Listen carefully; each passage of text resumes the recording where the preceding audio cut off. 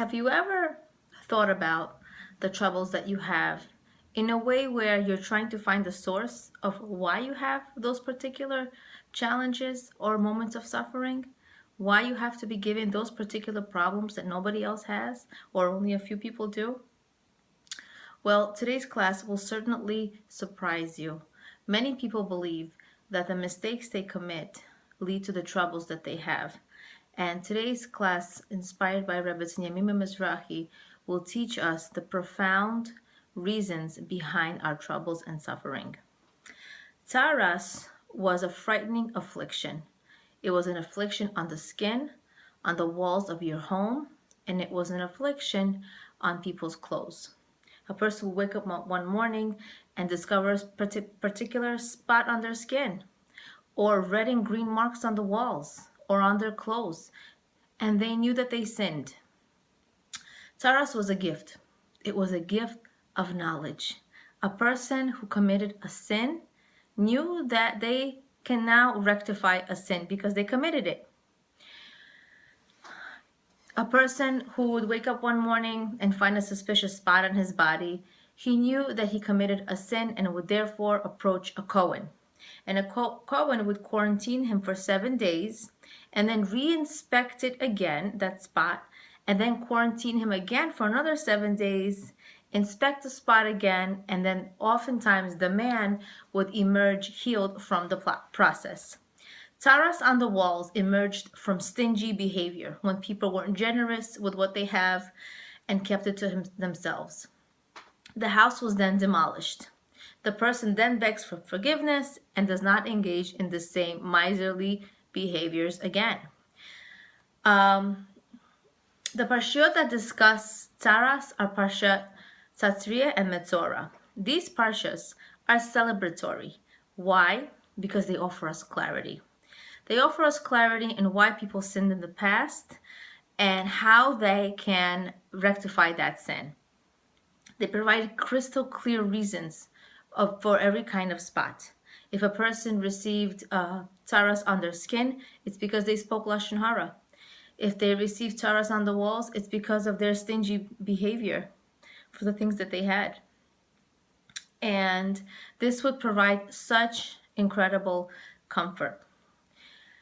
They knew that they sinned, and they knew how to fix it. They knew what they needed to fix, and they knew the wrongs that they committed. But today, do we know why we suffer today? On Seder night, it is easy to see the hand of Hashem. The evil ones were stricken with plagues, and the righteous ones survived. The wicked ones drowned, and the pious ones walked their way to safety. It's only logical to reaffirm and confirm our faith when we think about those beautiful, obvious miracles. But what happens when we enter Sfiras HaOmer, the whole period? Suddenly the answer is not so crystal clear. Now the righteous ones are afflicted. The 24,000 Talmidim, students of Rabbi Akiva, were so great, so incredible Torah giants. They perished just because they didn't respect one another. The millions of holy men and women perished in the Holocaust just because they were Jewish, and they had to die in such a horrifically tragic way. How did all of these tzaddikim merit to have such a tragic death, to have such drastic measures to be taken, and for their lives to be ended in such a way? There's a very comforting answer about the reasons why people suffer today.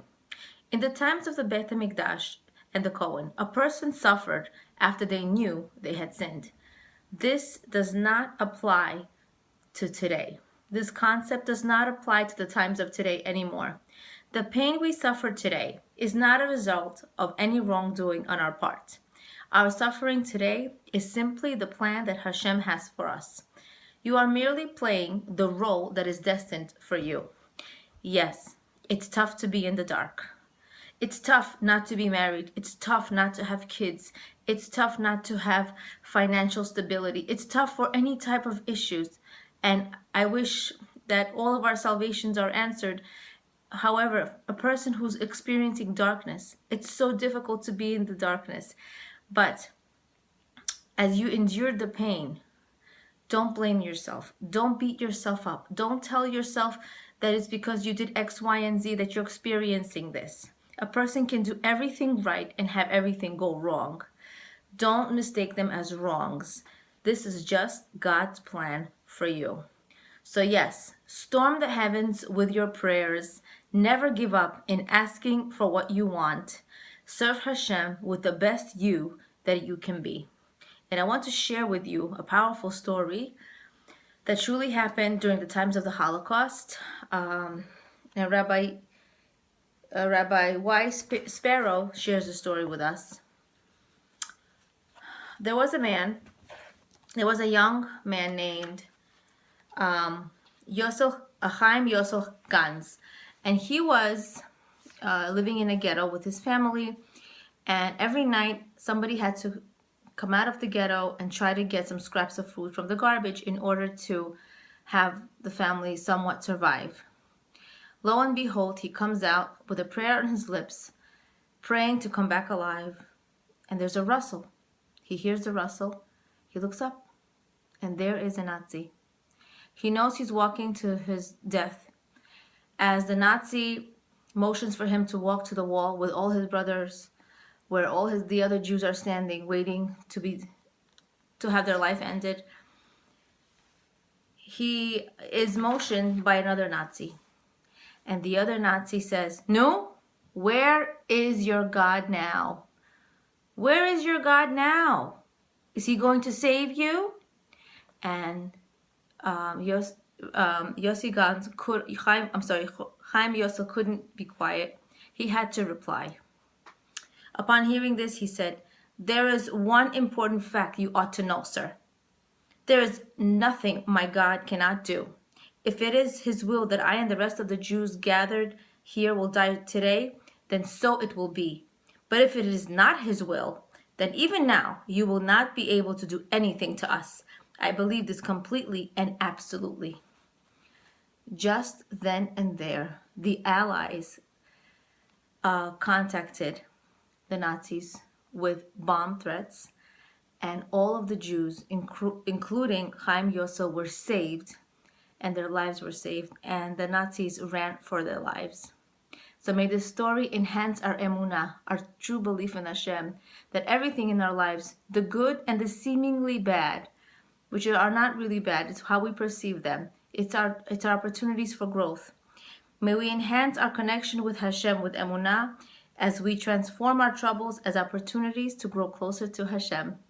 Leah Abramov, Being and Becoming.